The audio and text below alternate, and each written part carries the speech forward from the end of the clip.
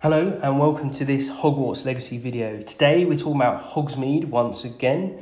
As I've mentioned in a previous video, I do believe that Hogsmeade is going to be one of the most interesting places in the game, so it's well worth talking about.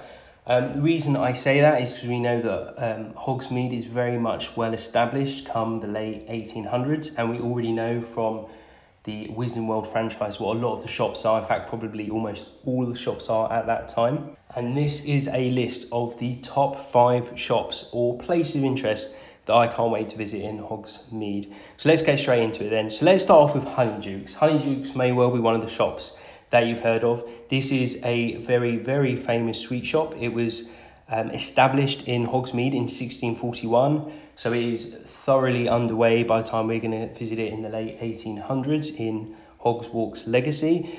You know, who doesn't want to go in and buy a chocolate frog, or, you know, if they had that in the late 1800s or whatever they had there. It's obviously a real fixture of the Wizarding World to go in there, see what it does. I'm sure you'll be able to pick things up. I'm sure there'll be special things you can out for. It should be quite interesting to see what they do with Honeydukes.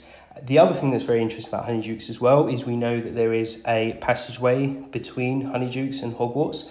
So again, what I said in my previous video, you're only really allowed to go to Hogsmeade a few times a year. So if you want to go a bit more frequently, which you should imagine we will, you're probably going to be using some of the secret passageways, and one of them is in Honeydukes. So, you know, you come out in the cellar of Honeydukes. So like I say, that should be very, very interesting. So the second shop then that I am very much excited about going to is Gladrags Wizardwear. Now this was established in 1750, and this is actually where Hermione, Ron and Harry bought some novelty socks for Dobby's birthday. It is essentially a shop with a lot of quirky merchandise. I'm very much hoping that you can customise your character. I know obviously when you're in school you're going to have to be wearing school clothes, but we know from, again, Harry Potter films, they're always wearing all sorts of different clothes at different times. So it'd be nice if you can go in there, you can buy whatever you want, make your character look a bit like you want them to look. And the fact that some of this is quite quirky should be quite fun. So as I say, very much looking forward to Gladrags Wizardwear. Hopefully that is in there. So the third one then, again, you'll have definitely heard of this one, is Ollivanders, but you'd have heard of this one, I'm sure, from Diagon Alley. It is also in Hogsmeade. Now this was founded on a small stall in 382 BC. That was down in London. We don't know exactly when it was founded in Hogsmeade, but it's a good chance it's been there for many 100 years. So as I say, Ollivanders should be there. You know, there's been no mention in the game at the moment in Hogwarts Legacy. You'll be able to go to Diagon Alley, so it's a very good chance that if you are going to be able to go to one shop, it's going to be Ollivanders in Hogsmeade. You know, we want to go in, well, I certainly want to go in and have the whole experience, you know, pick a wand, or rather it pick you, find out what wood you've got, find out what length you've got, find out what your core is. Is it going to be unicorn, towel hair? Is it going to be a dragon heartstring, etc., etc.? I think all that would be very interesting. And I think rather than just picking that, if you can have a really good mechanic around that, I think that would be very interesting. So like I say, Ollivanders, that one should be a good one.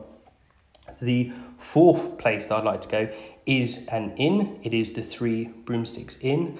Now this is said to be as old as the village itself, which means it's almost 1,000 years old, so it's been there an awful long time. Again, we saw this in the Harry Potter films. It's where the students go, it's where they get butterbeer. It just looks like a sort of place that would be quite fun to spend some time. So as I say, absolutely would like to go there. Sitting there with a butterbeer will very much make you feel like you are part of what you imagine from the Wizarding World, so that'll be good. And the fifth place then is another inn, and this is the Hogs Head. This is a far less reputable, in fact, even dingy place with interesting clientele. Again, we saw it in the films. It's owned by Aberforth Dumbledore.